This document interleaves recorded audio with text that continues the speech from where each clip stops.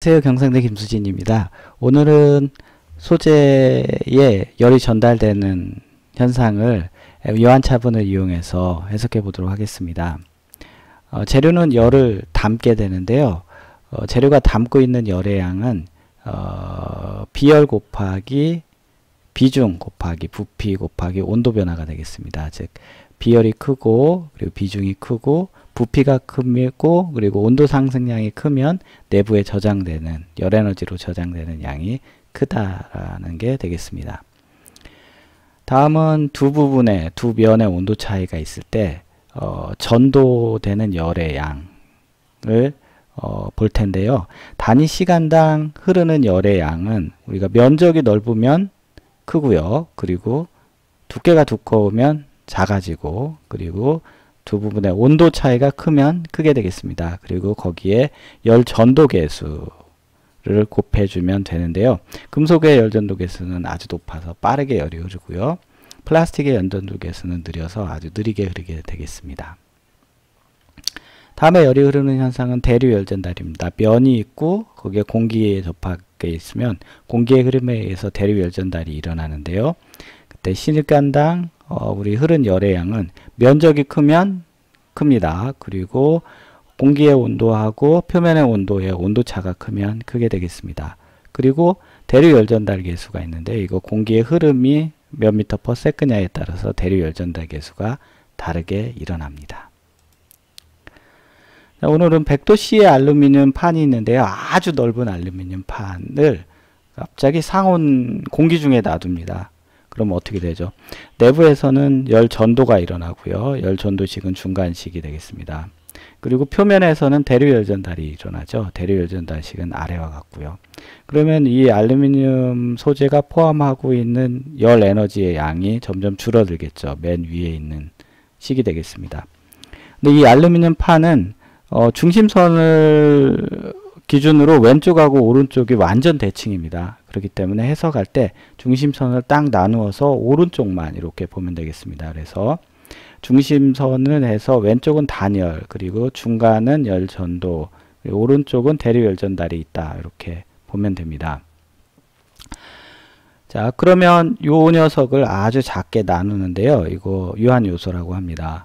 이 2분의 1 L이라는 이 유한 요소를 좀 더 보기 쉽게 옆으로 쫙 늘린 게 왼쪽 그림입니다. 그래서 총 6개의 유한 요소로 나눴고요. 그 중에 가장 왼쪽에 있는 엘리먼트 1하고 엘리먼트 2 사이를 보겠습니다. 엘리먼트 1에 저장되는 에너지의 양은 비열 곱하기 비중 곱하기 부피 그리고 온도 변화가 저장되는 에너지의 양이죠. 근데 부피는 단면적 곱하기 요 거리 2분의 1 델타 x가 부피가 됩니다. 그러면 열 에너지가 전부 어디서 왔느냐? 이 엘리먼트 2, 노드 2에서 열 전도로 왔죠. 열 전도는 열 전도 계수 곱하기 면적 곱하기 우리가 노드 2와 노드 1 사이의 거리 나누기 거리죠. 그리고 여기 온도 차이 T2에서 T1을 빼주면 됩니다. 그럼 여기에서 면적 A는 전부 지금 지워지죠. 양변에서. 그리고 왼쪽에 T1 즉 델타 T 다음의 온도는 지금 온도 요거죠. 지금 온도 더하기 이제 뭐만 나왔나요? 열전도 계수 나누기 비열 곱하기 비중 그리고 dt 나누기 여기 dx의 제곱이 남죠. 그리고 2 곱하기 온도 차이가 됩니다. 이렇게 해서 엘리먼트 1의 현대 온도로부터 요 오른쪽을 더하면 dt 이후의 다음 온도가 계산이 되겠습니다. 그러면 엘리먼트 2를 보도록 할까요? 엘리먼트 2는 요 에너지가 어디에서 오지죠? 엘리먼트 1하고 엘리먼트 3에서 열 전도로부터 오게 됩니다. 엘리먼트 2에 입력되는 에너지 양은 비열 곱하기 비중 곱하기 부피는 아까 얘기했듯이 단면적 곱하기 델타 x 하면 이게 부피가 나오지요. 그리고 다음 온도 빼기 현재 온도 그리고 온도 상승에 걸린 시간 하면은 단위 시간당 증가한 에너지고요. 그럼 에너지는 전부 어디에서 왔냐면 노드 1에서 노드 2로의 열 전도 개수 곱하기 면적 나누기 두께 하면 되죠. 그리고 T1 빼기 T2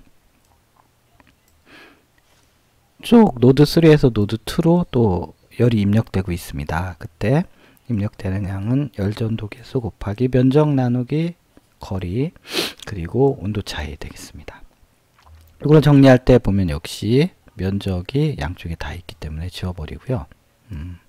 그리고 그러면 자 델타 T 이후에 온도는 현재의 온도 더하기 자 K 나누기 비열 곱하기 비중 그리고 dt 나누기 dx의 제곱 그리고 t1 하나 있고요. 그리고 t 빼기 t2가 두 개 있죠. 그리고 t 더하기 t3 하나 있습니다.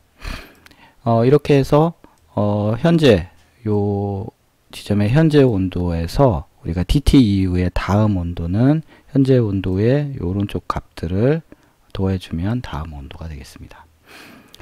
그러면 요 같은 식이 3에도 적용이 되고요. 4에도 적용이 되고 5에도 적용이 됩니다. 그러면 자 이제 맨 마지막 노드 6을 보겠습니다. 노드 6은 노드 5에서 열 전도가 일어나고요. 그리고 오른쪽 경계에서 대류열 전달이 일어납니다. 노드 6에서 증가된 에너지 양은 비열 곱하기 비중 곱하기 부피 그리고 부피는 면적 곱하기 요 거리가 2분의 dx죠. 그리고 자 델타 t 이후의 온도 그리고 현재 온도 나누기 델타 t 단위 시간 이렇게 해주면 증가한 에너지가 되고요. 그러면 그 에너지가 전부 어디에서 왔냐? 첫 번째 노드 5에서 노드 5로 6으로 전도가 됐습니다. 그래서 열전도 개수 곱하기 면적 나누기 두께 그리고 온도 노드 5의 온도 노드 6의 온도 이렇게 해주면 되겠습니다. 그리고 대류열 전달로부터 열이 전달되죠. 대류열 전달 개수 곱하기 면적 그리고 공기의 온도 T 무한대 공기의 온도에서 요 T6 표면의 온도를 빼주면 되죠. 여기에서도 역시 양쪽에 면적은 전부 삭제돼 버리고요. 그러면 우리가 dt 이후의 온도는 현재 온도에서 뭐를 더하면 되느냐? K 나누기 rho C 그리고 우리가 dt 나누기 dx의 제곱 거기에서 T5에서 T6을 빼주면 되죠. 네, 그렇게 해서 5에서 6으로 되는 전도가 나오고요. 대류 쪽은 어떻게 되냐면 자 H 나누기 rho C 그리고 dt 나누기 dx가 됩니다. 그렇게 해서 공기의 온도에서 요 노드 6의 표면 온도를 빼주면 됩니다. 그렇게 해서 우리가 전도로 현재 T6의 온도에 자 전도로부터 상승하는 온도 그리고 대류 때문에 상승하는 온도를 더해주면 다음 온도가 되겠습니다. 알루미늄 소재라고 가정할 때 알루미늄의 비중은 2.7입니다. 그래서 2700 kg per 제곱 세제곱미터고요. 알루미늄의 비열은 973 그리고 알루미늄의 열전도 개수는 205입니다. 205 그리고 공기의 속도가 1m/s일 때 대류 열전단 개수는 25입니다. 시간 간격은 0.1초 간격으로 하도록 하고요. 이 엘리먼트를 얼마로 나누냐면 0.05를 5등분 했습니다. 그래서 0.01이 되고요. 여기에서 유도된 식은 전부 뭐가 있냐면 K 나누기 rho C dt 나누기 dx 제곱이라는 값이 있습니다. 그래서 그 값을 우리가 미리 계산을 해 놓겠습니다. 이것은 K 열전도 개수 나누기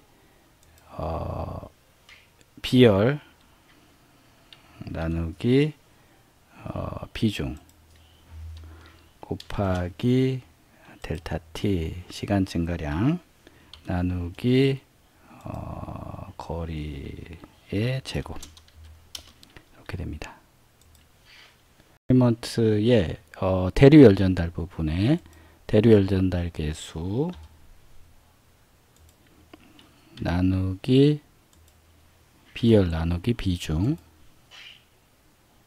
곱하기 시간 증가량 나누기 요소 간의 거리 요 값이 있어서 추가를 해놨습니다. 전체의 온도는 100도입니다. 그래서 전체 온도를 전부 100도로 놔두고요. 6번까지 전부 100도죠. 그리고 공기 중의 온도는 20도니까 20도라고 놔뒀습니다. 자, 그러면 자 엘리먼트 1의 다음 시간에 델타 t 이후에 지금 시간은 0이죠. 다음 시간은 0 더하기 델타 t 하면은 0.1초입니다. 그럼 0.1초 이후의 온도는 어떻게 되느냐? T1 더하기 T1 우리가 더하기 자, 요 값이죠.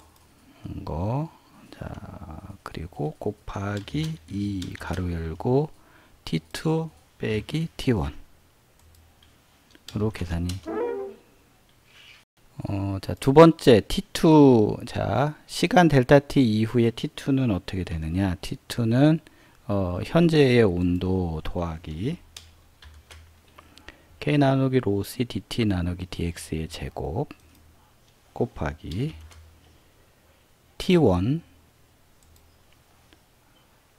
여기 곱하기 가로 열고 해야죠. 가로 열고 T1 빼기 2 곱하기 T2 더하기 T3 가로 닫고 이렇게 됩니다.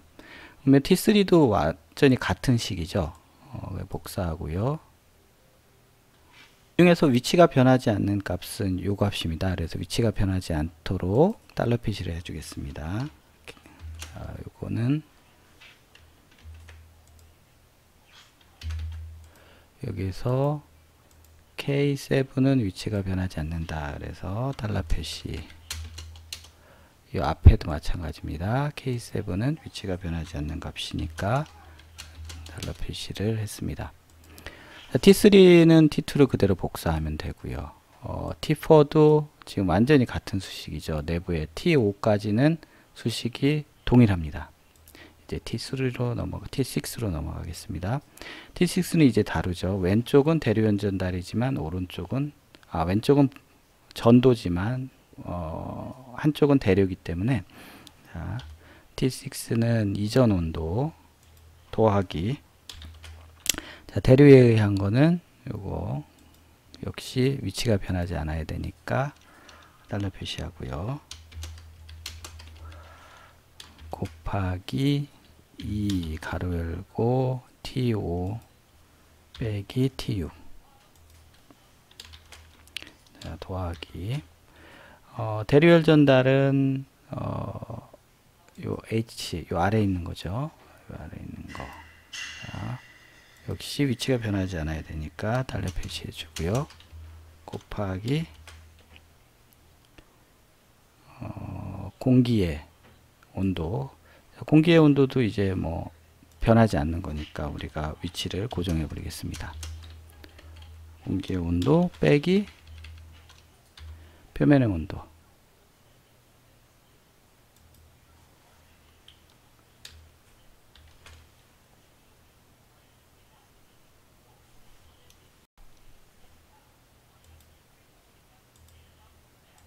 자, 이 계산을 이제 시간 0.1초일 때고요. 0.2초. 자, 여기서 델타 t도 여기 위치가 변하지 않기 때문에 달러 표시를 했습니다. 이렇게 해서 0.2초일 때 계산이 됐고요. 똑같은 수식을 0.2초일 때 적용을 하고 그 오른쪽부터 공기 중에 가까운 부분부터 온도가 점점 내려가고 있죠. 99도 하면서 안쪽으로 온도 내려가는 게 점점 확산되고 있습니다. 그래서 한번 시간을 쭉 아래로 당겨 보겠습니다. 쭉 해서 100초, 200초, 300초, 400초, 500초, 600초 이렇게 됐는데요. 자, 694초 이후에 한번 온도 프로파일을 보겠습니다. 삽입해서 이렇게 보면 지금 600초일 때인데요.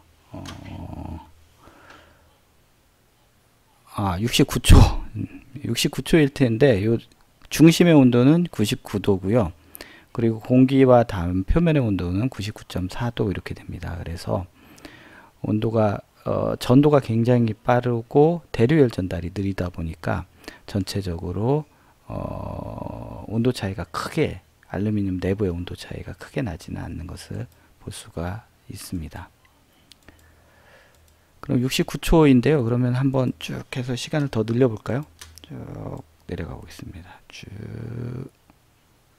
아래로 내려가서 자, 193초 이후에는 어떻게 될까요? 삽입해서 그래프를 보겠습니다. 193초인데요. 아까 98도 중심 온도가 98도 정도로 내려갔죠. 그리고 가해 온도도 약간 98도 정도인 것으로 알 수 있습니다. 시작할 때는 초기에 뭐 0.5토일 때 온도 보면은